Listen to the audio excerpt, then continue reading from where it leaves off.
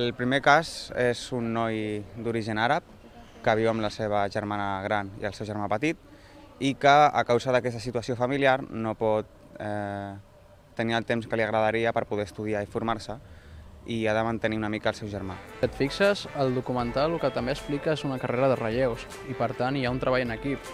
Jo personalment no veig la diferència entre un equip d'atletisme amb un equip de futbol i tal. Potser que sí, que si sols a córrer sol, doncs llavors pot haver certa diferència, pot xocar segons quin sentit, però en aquest cas no, crec que no afecta.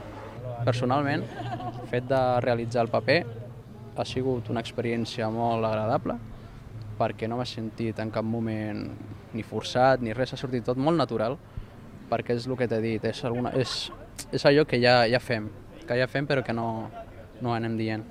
El segon cas és una noia que juga a futbol i que, encara que en un principi té una mica de por, perquè a l'equip del casal tots són nois, troba forces per arribar a competir amb els nois i demostrar que pel fet de ser dona o pel fet del seu origen no és menys que ningú i que pot arribar al mateix lloc. Me sentía como que los chicos se creen que solamente son para ellos el fútbol. Y bueno, también las mujeres podemos hacer muchas cosas. Y no solamente sentirnos las menos, ¿no? Sino también dar el empeño ahí con ellos.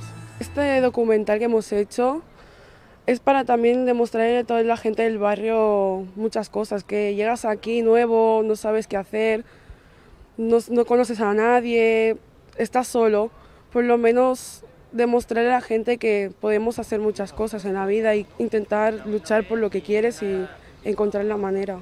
La tercera història és la història d'un noi que ve de Gàmbia des de fa molt poc temps i que la seva passió és el bàsquet. Llavors veiem com aquest personatge evoluciona amb l'ajuda dels professionals des d'un punt de vista més tècnic que les altres dues històries i veiem com aquesta persona evoluciona individualment i després com aquesta evolució s'aplica a un col·lectiu que és l'equip de bàsquet.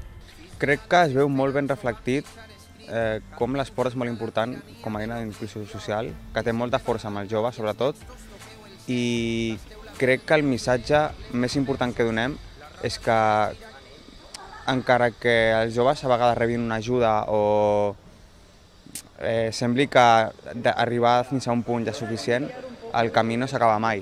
No importa com comencis, que pots arribar allà on vulguis.